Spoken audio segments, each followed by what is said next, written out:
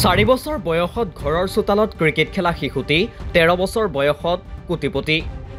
পুত্ৰৰ সপোন পূৰণৰ বাবে মাটিও বিক্ৰী কৰিছিল পিতৃয়ে এতিয়া দেশজুৰি চৰ্চাত অষ্টম শ্ৰেণীৰ ছাত্ৰ বৈভৱ সূৰ্যবংশী কিয় ৰাজস্থান ৰয়েলছে ক্ৰয় কৰিলে বৈভৱ সূৰ্যবংশীক বয়স 13 বছৰ 243 দিন নাম বৈভৱ সূৰ্যবংশী এই নামটো দীৰ্ঘদিন ধৰি চৰ্চাৰ শিৰোনামত আছিল কিন্তু চলিত বছৰৰ 25 নৱেম্বৰ অৰ্থাৎ সোমবাৰৰ পাছত এই নামটো প্ৰতিজন ক্ৰিকেট অনুৰাগীৰ মাজত জনপ্ৰিয় হৈ পৰিছে কাৰণ IPL 2025ৰ মেগা নিলামত ৰাজস্থান ৰয়েলছে ক্ৰয় কৰিলে বিহাৰৰ আগ্ৰাসী কিশোৰ বেটছমেনজনক বিহাৰৰ সমষ্টিপুৰৰ অষ্টম শ্ৰেণীত অধ্যয়নৰত ছাত্ৰ সূৰ্যবংশীৰ ন্যূনতম মূল্য আছিল 30 লাখ টকা অৱশেষত নিলামত তেওঁক 1 কোটি 10 লাখ টকাত ক্ৰয় কৰে ৰাজস্থান ৰয়েলছে লগে লগে IPLৰ ইতিহাসত নিলাম হোৱা আটাইতকৈ কম বয়সীয়া ক্ৰিকেটাৰ হিচাপে ইতিহাস গঢ়ে সূৰ্যবংশীয়ে এই নিলামৰ পাছতে একাংশই বৈভৱৰ বয়সক লৈও প্ৰশ্ন উত্থাপন কৰিছে কিন্তু দেউতাকে পুত্ৰৰ বয়সৰ সন্দৰ্ভত উঠা প্ৰশ্নক সম্পূৰ্ণ ভুল বুলি অভিহিত কৰিছে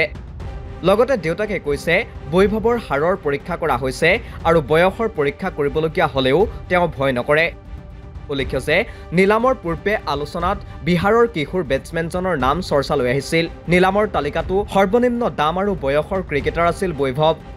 তেওঁৰ ন্যূনতম মূল্য আছিল 30 লাখ টকা দিল্লী কেপিটেলছৰ কৰ্তৃপক্ষৰ নিলামকাৰী মল্লিকা সাগৰে বৈভৱৰ নাম ঘোষণা কৰিবলৈ আছিল আগ্ৰহী যাৰ বাবে ৰাজস্থান ৰয়েলছৰ কৰ্তৃপক্ষৰ সৈতে বৈভৱ সূৰ্যবংশীক ক্ৰয় কৰিবলৈ নিবিদা যুদ্ধত লিপ্ত হয়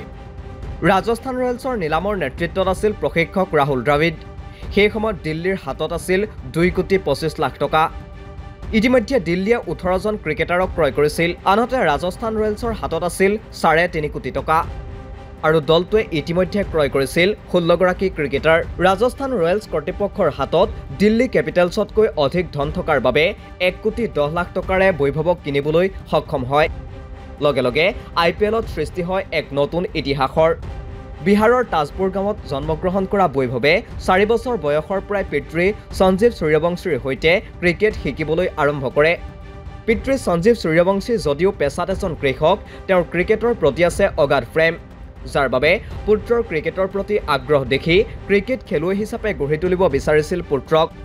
পিতৃৰ পৰা ক্ৰিকেটৰ মৌলিক পাঠ গ্ৰহণ কৰি বৈভৱে 9 বছৰ বয়সত ষষ্ঠীপুৰ ক্ৰিকেট একাডেমীত ভৰ্তি হৈছিল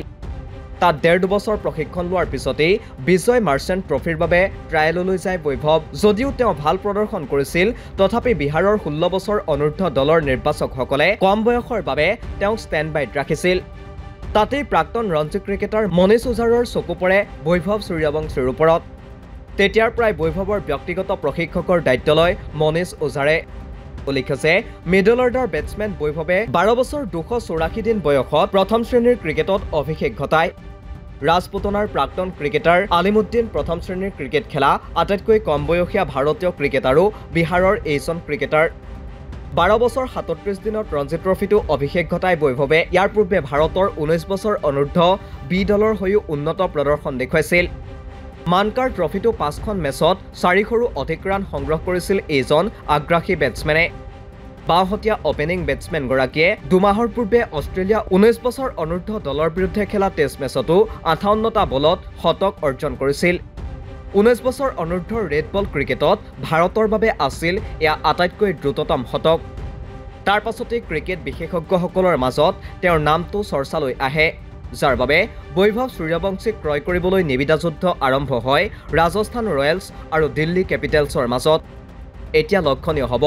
IPL 2025ত বৈভৱ সূৰ্যবংশীয়ে খেলিবলৈ সুযোগ লাভ কৰে নে নকৰে যদিহে খেলিবলৈ সুযোগ লাভ কৰে তেন্তে তেওঁ কি প্ৰদৰ্শন দেখুৱায় তাৰ ওপৰত দৃষ্টি নিবদ্ধ থাকিব ভাৰতীয় ক্ৰিকেট প্ৰেমীৰ sports desk report the cross current